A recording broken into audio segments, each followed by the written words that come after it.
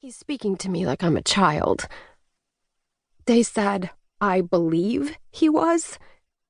That's not a... That's a fact. We came from a party. A book signing party. Anyone can tell you that he was with me. Please. Is he hurt? I look down at my body for the first time and see the jagged stitches holding together the bruised flesh of my right arm.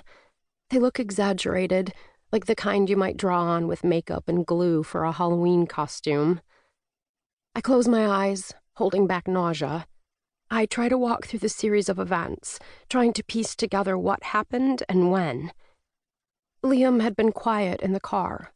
I knew he'd believed me after the accusations started. I knew he trusted me. But maybe I'd underestimated the seeds of doubt that had been planted in his mind. I tried to lighten the mood when we got in the car by making some joke about the $14 domestic beers.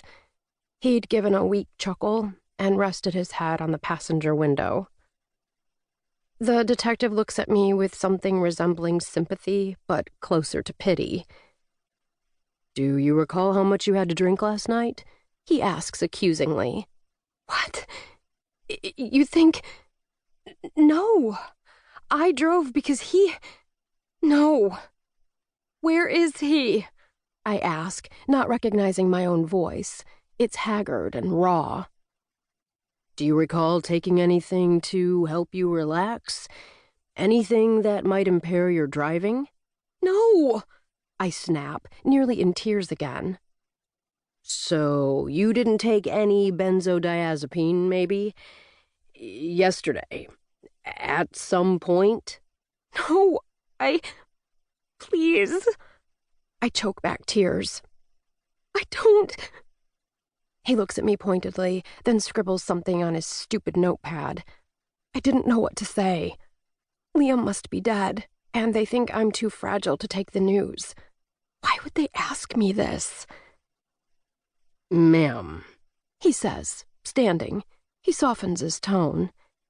This is it. He's going to tell me something I'll never recover from. You were the only one in the car when medics got there, he says, studying me for my response, waiting to detect a lie that he can use against me later. His patronizing look infuriates me. What? The blood thumps in my ears. They think I'm crazy.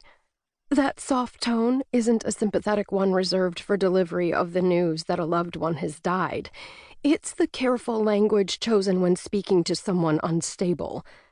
They think I'm some addict or a drunk. Maybe they think the impact had made me lose the details. But he was there. I swear to God, his cry came too late and there was a crash. It was deafening, and I saw him reach for me, his face distorted in terror. He tried to shield me. He was there. He was next to me, screaming my name when we saw the truck headlights appear only feet in front of us. Too late. 1. Now. When the clock on the stove hits noon, I pour a tumbler of Pinot Grigio. I make myself wait until noon so that I know I still have a modicum of control. I pull my robe tight and slip onto the front porch to sit. The sky is dark, a pebble gray, and the air is crisp. Across the street, a car pulls into the driveway. Ginny DeLuca has forgotten something, it appears. She opens the car door, and the speakers inside exhale light jazz music as she runs in and then back out of the house quickly, holding her forgotten item. I notice an autumn wreath on her door. It's barely September, but she can't help herself. The same bronze and orange wreath of twisted twigs and foliage with a tacky scarecrow face in the middle welcomes her guests, of which I no longer am one. I don't bother to wave the way I once did because she'd pretend not to see me, or maybe give an uncomfortable smile and nod.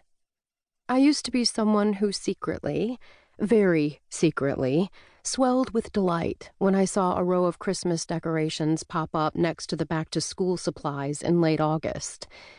But now, this forcing ahead. To keep listening to this audiobook, I've left you a link in the description so you can do it, at no cost thanks to Audible's 30-day free trial.